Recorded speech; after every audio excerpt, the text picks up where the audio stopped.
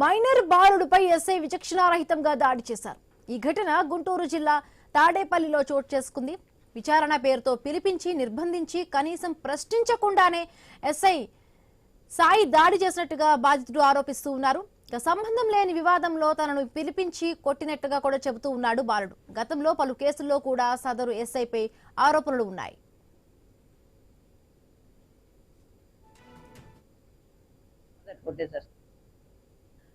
అది మా బాబాయ్ గాను వేరే వాళ్ళకి గొడవ అయిందంట. నేను లేనప్పుడు పెన్ నుంచి చెప్తుంటే అంబులెన్స్ ఎక్కిచ్చా తలగా పొలిగిందని. నేను హాస్పిటల్కి వెళ్ళి వచ్చాం, ఎమ్మెల్సీ రిపోర్ట్ ఇచ్చాం.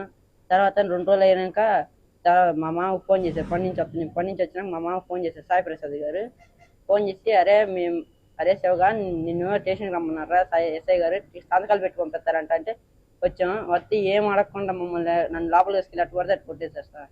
కర్రకి లబ్బర్ ఉంది, సాయి ప్రసాద్ గారు పిలిచారు. లోపలికి తీసుకెళ్ళి కర్రకి లబ్బర్ ఉంది, దాన్ని పెట్టి కొట్టారు సార్. అరికాలు కొట్టి చేతుల మీద ఎట్టబడితే కొట్టారు సార్. అది మా బాబాయ్ గాను వేరే వాళ్ళకి గొడవ అయిందంట. ఎస్ఐ విచక్షణారహితంగా దాడి చేశాడు. ఈ ఘటన గుంటూరు జిల్లా తాడేపల్లిలో చోటు చేసుకుంది. గతంలో కూడా ఈ సదరు ఎస్ఐ పై పలు ఆరోపణలు ఉన్నాయి.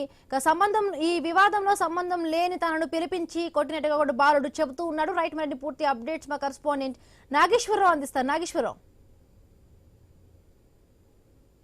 పోలీసుల వ్యవహార శైలి మరోసారి చర్చనీయాంశంగా మారిన పరిస్థితి అయితే ఉంది. మైనర్ బాలుడిపై విచక్షణ రహితంగా దాడి జరిగిందన్న ఆరోపణలు తీవ్ర కలకలం రేపుతున్న పరిస్థితి అయితే ఉంది. అయితే విచారణ పేరుతో స్టేషన్ కి పిలిచి ఎలాంటి సరైన ప్రశ్నలు లేకుండానే బాలుడిని కొట్టినట్టుగా ఆరోపణలు వినిపిస్తున్నాయి. ఎస్ఐ సాయి ప్రవర్తనపై ఇప్పుడు తీవ్ర విమర్శలు వెలువెత్తుతున్న పరిస్థితి అయితే ఉంది. ప్రకాష్ నగర్ లోని జరిగిన గొడవకు తనకు ఎలాంటి సంబంధం లేకపోయినా తన బాబాయికి దెబ్బలు తగలడంతో అంబులెన్స్ వద్దకు వెళ్లి ఆసుపత్రికి పంపించామని బాలుడు చెప్తున్న పరిస్థితి అయితే ఉంది. అదే కారణంగా తనను పోలీస్ స్టేషన్ కి పిలిచి సంతకాలు చేయాలని చెప్పి ఆ తర్వాత విచక్షణ రహితంగా కొట్టారని బాధితుడు ఆవేదన వ్యక్తం చేస్తున్న పరిస్థితి అయితే ఉంది. ఇక ఏదైతే కుటుంబ పరిస్థితి మరింత విషాదకరంగా తల్లిదండ్రులు లేని ఆ బాలుడు తమ్ముడు చదువు కొనసాగించేందుకు తానే పనిచేస్తూ కుటుంబాన్ని పోషిస్తున్నాడని కూడా అతను చెప్తున్న పరిస్థితి. అలాంటి పరిస్థితుల్లో ఉన్న బాలుడిని పోలీసులు ఇలా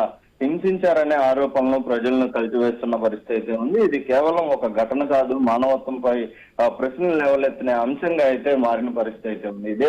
దీనికి సంబంధించి ఏదైతే గతంలో కూడా అదే ఎస్ఐపై పలు ఆరోపణలు కూడా ఉన్నాయన్న ప్రచారం మరోసారి తెరపైకి వచ్చింది. అయితే అప్పట్లో వచ్చిన ఆరోపణలపై సరైన చర్యలు తీసుకోలేదా అనే ప్రశ్నలు ఇప్పుడు వినిపిస్తున్న పరిస్థితి అయితే ఉంది. అయితే ఒకే అధికారిపై వరుసగా ఆరోపణలు రావడం వ్యవస్థ పర్యవేక్షణపై సందేహాలు అయితే కలిగిస్తుందని చెప్పేసి కూడా చెప్తున్న పరిస్థితి అయితే ఉంది. అయితే తాడేపల్లి పోలీస్ స్టేషన్ పై కూడా స్థానికుల అసంతృప్తి పెరుగుతుంది. అయితే స్టేషన్ కు వెళ్తే న్యాయం జరుగుతుందో లేదో అనేది అనుమానంగా మారిందని పలువురు చెప్తున్న పరిస్థితి అయితే ఉంది. లేనిపోని కేసులు మోపి సాధారణ ప్రజలను ఇబ్బందులకు గురి చేస్తున్నారనే ఆరోపణలు అయితే యొక్క స్టేషన్ పై వినిపిస్తున్న పరిస్థితి అయితే ఉంది. అయితే జిల్లాలో మొత్తంగా చూస్తే పోలీసు వ్యవహార శైలి రోజు రోజుకి ప్రశ్నార్థకంగా మారుతుందనే ఒక చర్చ సాగుతుంది. ప్రజలకు భరోసా కల్పించాల్సిన వ్యవస్థపై భయం పెరగడం ఆందోళనకరంగా అయితే ఉంది. అయితే న్యాయం కోసం వెళ్లిన వ్యక్తి ఇబ్బందులు పడే పరిస్థితి రావడం ఏదైతే ప్రజాస్వామ్య వ్యవస్థకు మంచిది కాదని నిపుణులు చెప్తున్న పరిస్థితి కూడా